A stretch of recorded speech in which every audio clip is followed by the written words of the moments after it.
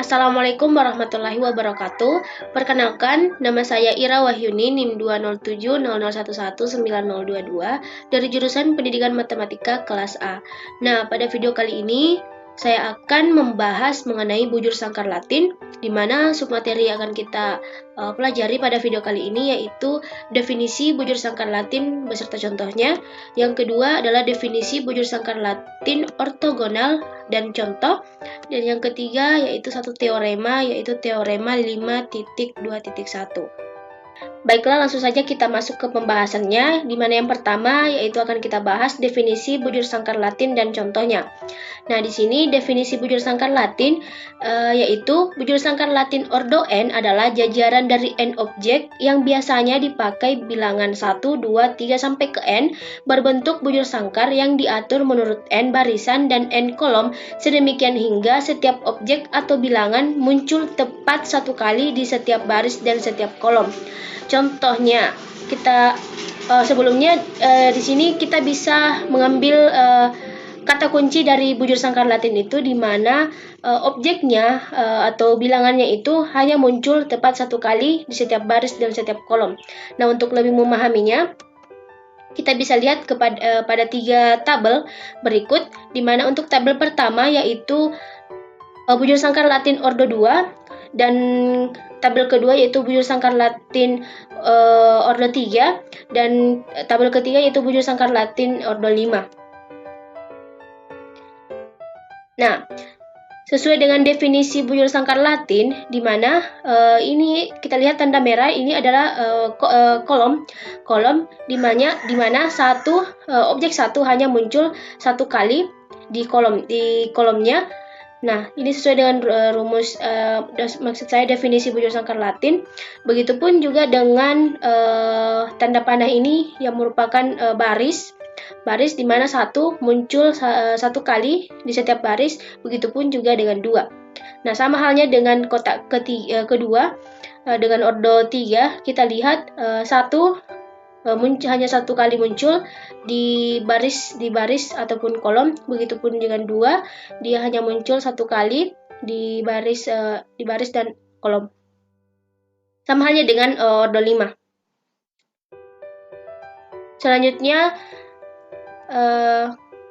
untuk pengacakan objek yang kita masukkan ke dalam bujur sangkar, ini adalah cara pengacakan objek pada BSL standar atau bujur sangkar Latin standar menggunakan konsep ini. Nah, sini ada 1, 2, 3, n dikurang 1, n. 2, 3, 4, n 1. Apa sih maksudnya ini? Nah, kita masuk contoh. Nah, misalkan kita mempunyai n atau ordo 4, maka jika kita menggunakan konsep ini, maka n-nya itu sama dengan 4. Di sini n-nya kita kurang 1, berarti 4 dikurang 1, 3. Di sini n-nya sama dengan 2, berarti 4 dikurang 2, 2. N dikurang 3, yaitu 4 dikurang 3, 1. Nah, begitupun juga dengan pada kolom ini. Kita lihat konsep ini, di mana n sama dengan 4, 4 dikurang 1, 3, n dikurang 2, 4 dikurang 2, 2. Nah, jika kita misalnya di sini n, berarti di sini n dikurang 3, berarti 4 dikurang 3, 1. Berarti di sini untuk baris kedua, kolom kedua, di sini nilainya 3. 3 di sini 4, berarti di sini otomatis 1. Nah, begitu cara pengacakan untuk BSL atau bujur sangkar Latin standar. Selanjutnya kita akan bahas yaitu definisi bujur sangkar Latin ortogonal dan contohnya. Nah, sebelumnya kan kita sudah tahu mengenai seperti apa itu bujur sangkar Latin, dan sekarang kita akan mengetahui seperti apa sih itu bujur sangkar Latin yang ortogonal. Nah, mari kita bahas. Di sini ada definisinya.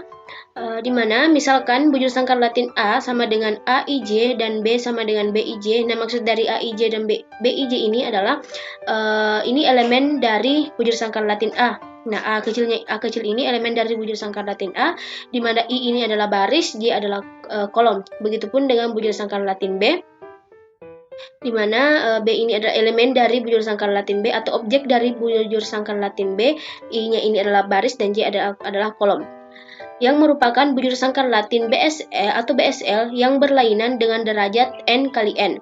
Kedua persegi tersebut dikatakan saling ortogonal jika terdapat N pasangan terurut AIJ, BIJ yang berbeda atau tidak berulang.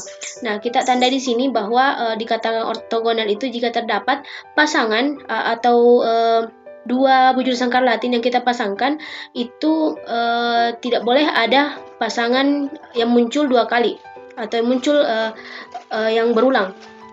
Nah, untuk memahami lebih jauh, saya akan memberikan contoh. Nah, contohnya di sini kita mempunyai dua BSL.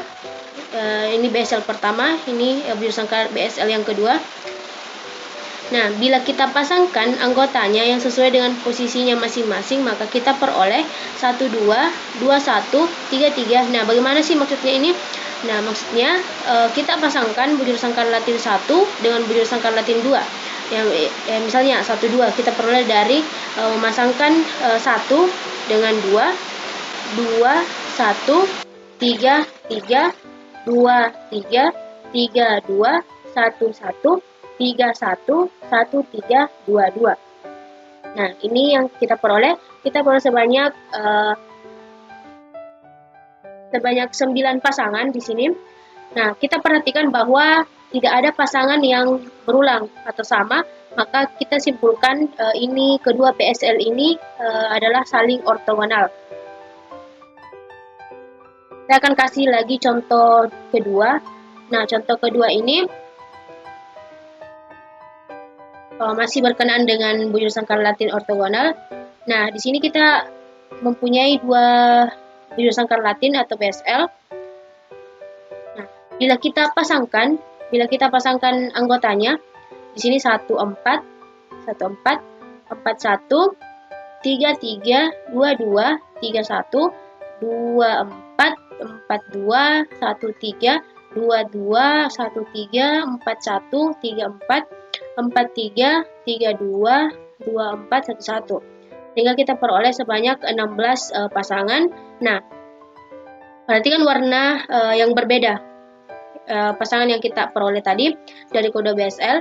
Nah, di sini yang warna biru 41, pasangan 4 dan 1 ada dua yang muncul. Nah, di 2 dengan yang warna merah 22 ada juga 2 kali muncul. 1 dengan 3 juga 2 kali muncul.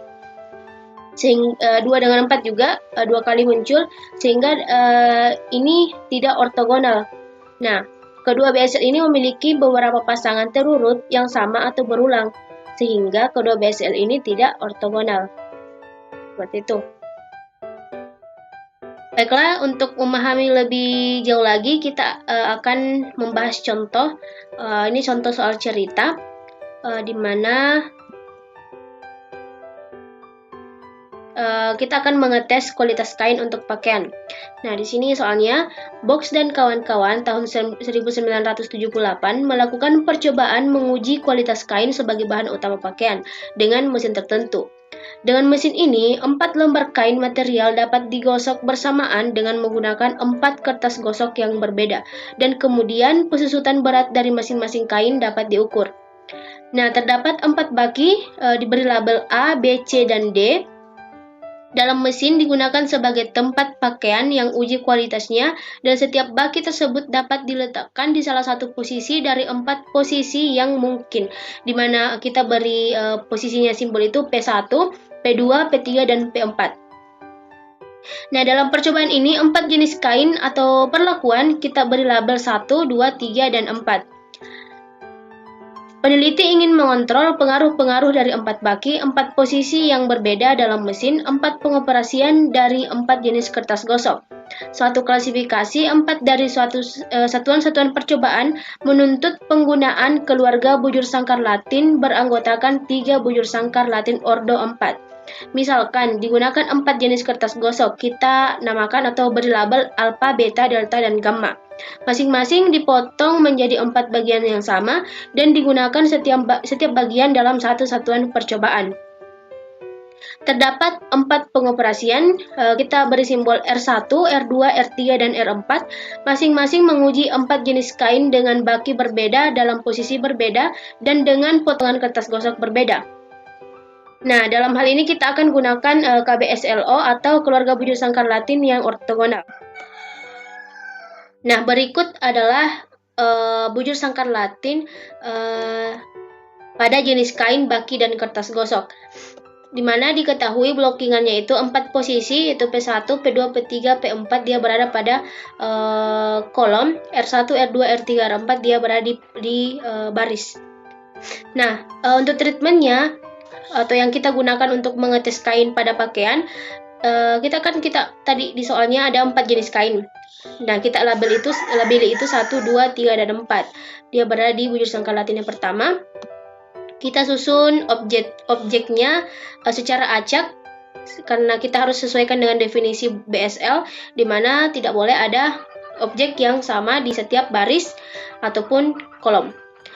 Nah, selanjutnya itu 4 baki. Kita beri simbol A, B, C, D. Nah, kita masukkan objeknya juga secara acak. Dan 4 kertas gosok yaitu alpha, beta, delta, dan gamma, kita juga masukkan objeknya secara acak. Nah, kita akan menggunakan keluarga bujur sangkar Latin untuk memperoleh hasil pengujian pengetesan kualitas kain pada pakaian. Nah, terlihat pada kotak sebelah kanan teman-teman. Nah, di sini adalah hasil memasangkan, karena kita akan menguji setiap jenis, yaitu satu jenis kain, satu jenis baki, dan satu kertas gosok. Jadi kita pasangkan setiap BSL ini, misalnya ini 1 A alpha, berarti 1 A alpha, ini yang kedua di R2, 3 D beta, 3D beta, 4 B gamma, 2 C delta. Sehingga kita memperoleh sampai 3B alpha dengan kita mendapatkan hasil pengujian sebanyak 16 pasangan. Dan bisa teman-teman juga lihat di sini tidak ada pasangan yang berulang.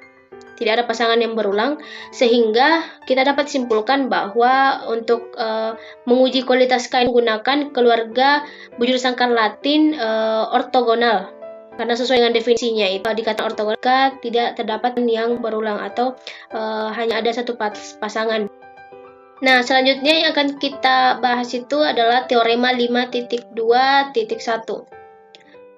Nah, teorema 5.2.1 menyatakan bahwa jika B himpunan bujur sangkar Latin ortogonal ordo N, maka bujur sangkar Latin A lebih kecil sama dengan N dikurang 1. Kita buktikan teoremanya. Misalkan A sama dengan bujur sangkar Latin A1, BSL A2 sampai BSL A3. Himpunan bujur sangkar ortogonal ordo N.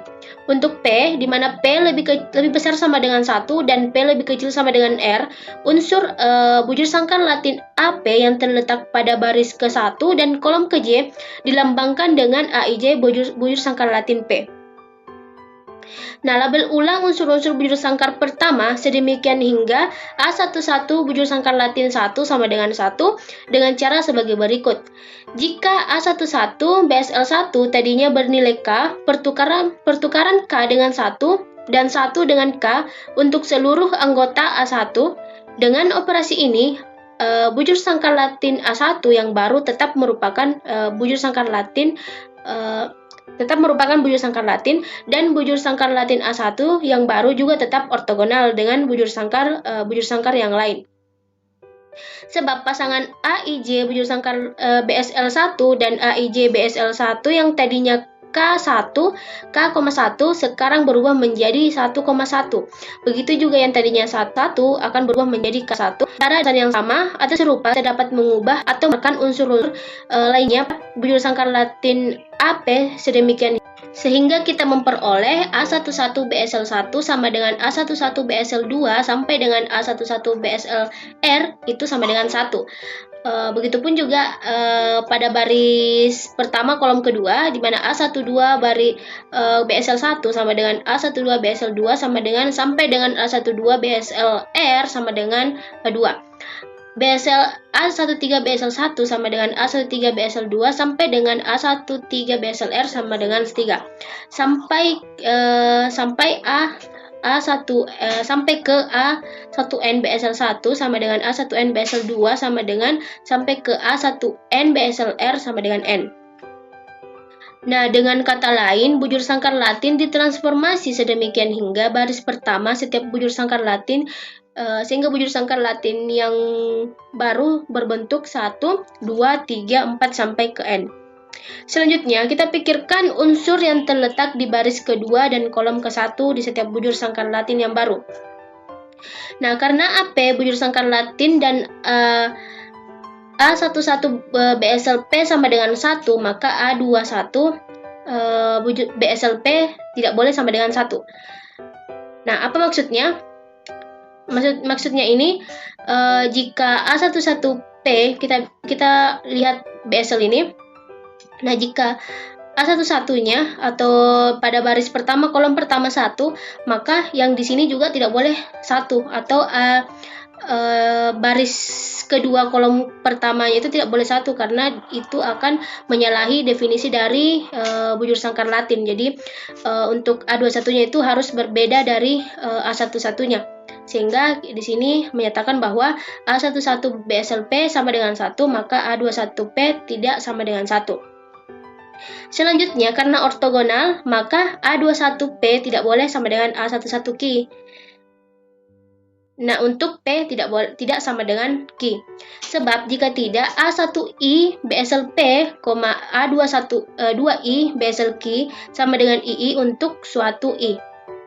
Maka A21P, A21Q sama dengan A1I P, A1I BSLQ. Maka ini bertentangan dengan ortogonal karena jika dia sama, pasangannya sama, maka dia tidak sesuai dengan definisi ortogonal, yaitu tidak boleh ada pasangan yang sama di kedua BSL.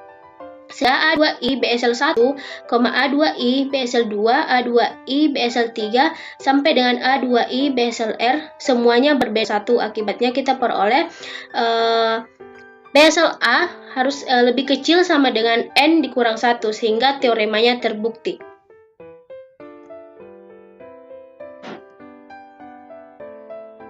Nah, di sini sebuah ilustrasi kita akan mentransformasikan bujur sangkar Latin menjadi bujur sangkar Latin ortogonal yang baru sehingga baris pertama itu kita memperoleh BSL baru akan berbentuk 1, 2, 3 sampai ke N. Nah, kita lihat pada tabelnya. Di sini untuk A1 ini adalah desainnya. Nah, kita tukarkan. Karena ini berbicara transformasi, maka kita tukarkan, misalnya kita tukarkan 1 dan 4. Berarti 4-nya kita tukarkan dengan 1 dan 1 kita tukarkan dengan 4. Selanjutnya kita tukarkan 2 dan 3.